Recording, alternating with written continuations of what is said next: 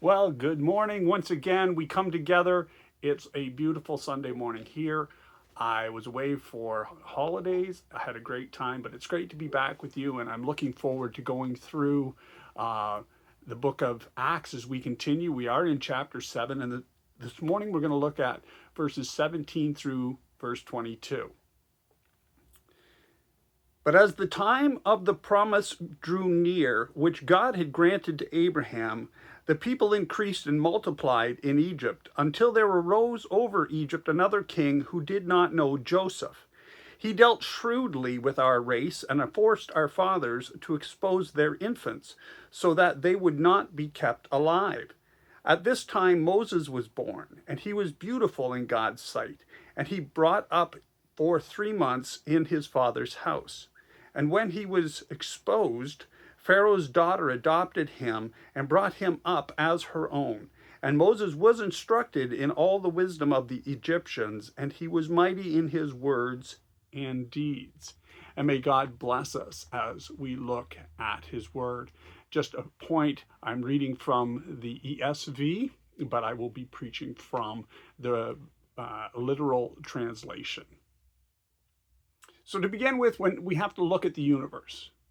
When God created the universe and all the things in it, he was very meticulous. He built a great deal of precision into it. We know that the moon spins at about 16.7 kilometers per hour at its equator, a speed that is so precise that mankind has only ever seen one side. That same side is always facing us. Now, the Earth, in comparison, spins at 1670 kilometers per hour. Now, those numbers are very, very, very similar. All the time that we are spinning the one around the other, the sun, we are orbiting the sun at 225,000 kilometers per hour. That's pretty fast. But then even within our galaxy, the Milky Way, we are spinning on top of all of this spinning at 828,000 kilometers an hour. And not as our galaxy spinning with us spinning and everything's spinning, we're moving through space at 1,600 kilometers per second. That's 5,760,000 kilometers per hour. Do you feel it? No. But God has got everything planned, and it is precise. Even in his word, God has instilled precision in language. There are common words that are used to express the actions of humans, and there are specific words that God uses when he speaks of himself performing those same actions. In all that God does, he reveals to us his specificity. He's very precise. So as we look at his word, that is one of the reasons I go back to as close to the Greek translation as I can. So beginning in verse 17, it says, as the time was approaching to fulfill the promise that God had made to Abraham, the promise that Abraham's descendants would be as numerous as the stars in the sky. How many did God put out there? Absolute, they're uncountable, really. And we read that in Genesis chapter 26, verse 4. And it says that the people flourished and they multiplied in Egypt. Now, those two words seemingly mean the same thing. However, the word translated as flourished or grew is oxano, meaning to mature, to develop, as in a life of faith. Having seen how God had delivered them from possible death by starvation, turning that evil act that they had perpetrated on Joseph, that being selling him into slavery, and God turned it into a good for Joseph, a great good, and really for all of the people in the land surrounding Egypt. They survived the famine. Having seen all of that, they were believing and understanding the God of Abraham and Isaac and Jacob. Perhaps they had not been walking or learning or paying attention as much as they should have, but now they are. The other word is plethuno, which means to increase in number. God's promise was beginning to be proven true through the descendants of the 12 sons of Jacob as they all prospered. they multiplied. So an example of God's exactitude is recorded in Numbers chapter 1. God called for a census after delivering his people out from Egypt. And we read that in Numbers 1, verse 2 and 3. Count all males, 20 and older, capable of fighting. So that means no women or children or elderly are included in that number. Well, the leadership responded, and the totals by tribe are recorded in Numbers 1, verse 17 through 46. But the total of people is 603,550 men, over 20. So some scholars take exception to that number because it would mean that the total population of Hebrews in Egypt was over 1 million people. They also point out that the Assyrian army at the time was only around 125,000 to maybe 150,000 men. And Xerxes' army was somewhere around 200,000 men.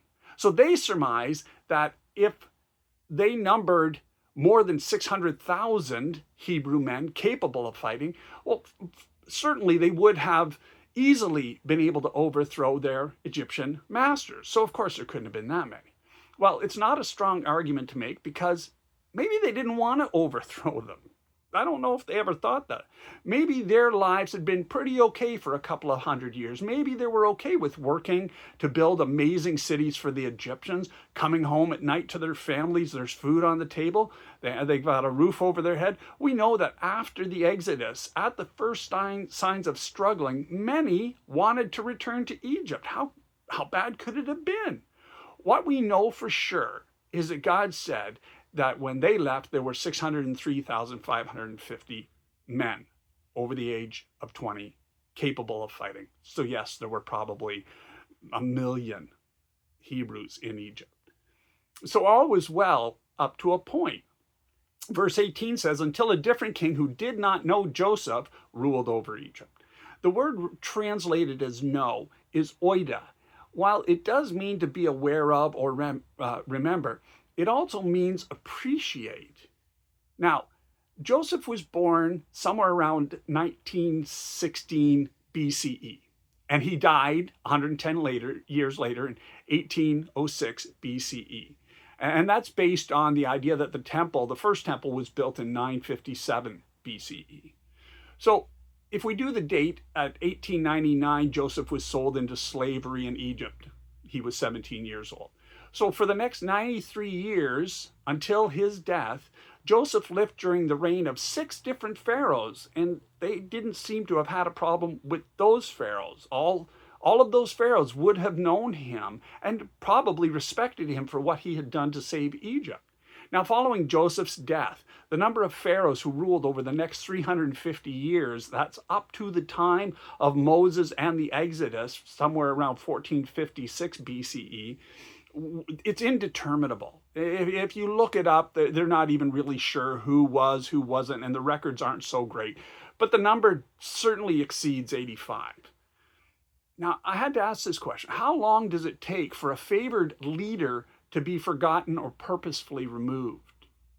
Events in our own country over the last 6 years have shown how easily it can be done. The legacy of Sir John A. Macdonald, Canada's first Prime Minister, who was well loved and revered by the people as a great statesman, he has been ceremoniously removed from most and seemingly all references. I don't even think they're going to teach about him at schools anymore. Now, on more than one occasion, a newly seated pharaoh would order the name of his predecessor removed from all records, his likeliness destroyed, and all of the buildings he had built, those accomplishments, leveled. One such thing is the city of Abaris, and I mentioned that in a previous message. The archaeologists discovered the foundational remnants of 12 tombs, possibly those of Joseph and his brothers. Well, the archaeologists have also determined that the inhabitants of that city seemingly left in a hurry, leaving almost everything they had behind, perhaps fleeing those who destroyed the tombs and their homes, because really nothing was left. Now, maybe the people in the pharaohs just, maybe it might happen that way. Let's put it that way. But maybe the people in the pharaohs just stopped talking about Joseph. His greatness was forgotten because no one felt the need to remind others of what he had done to save them. How many generations of silence about Jesus would it take, or does it take, before he is forgotten? How many of you know individuals who were raised in godly families, who attended church and Sunday school every Sunday, went to VBS every Sunday, went to youth group every week, and now they're no longer walking in the way? And it's not just them. They have children who have not been taught about Jesus at all, and who, without the influence of family, perhaps you personally, your intervention, your instruction, your godly influence, they would never hear about Jesus or know what it is to be a believer. And I know I won't be around forever, and you won't be around forever. Who then is going to be the godly inspiration for their children and their children's children? How long would it take before a generation is raised never knowing who Jesus Christ is? So it is possible that the Pharaoh who did not know Joseph knew of him, but who had no respect for him or for his descendants who still dwelt in the land. We know that Stephen delivered this speech to the Jewish religious ruling council, who had tried to suppress the truth of the resurrection by paying the Roman guards to lie in hopes of removing Jesus once and for all. Well, the same could be said of many unbelievers in the world today. Many might be able to tell you something about Jesus. They know about him, but they have no intentions of really, truly knowing him. And maybe this is where it gets lost. The Pharaoh that Stephen is talking about says that he dealt deceitfully with our race. That's a literal translation. The word deceitfully is katasaphizomai, meaning to use wisdom against someone, to sneakily and underhandedly outsmart them. That's probably the way of getting them to build all of the buildings they built with promises of rewards. Perhaps this is even the beginning of where the slavery began.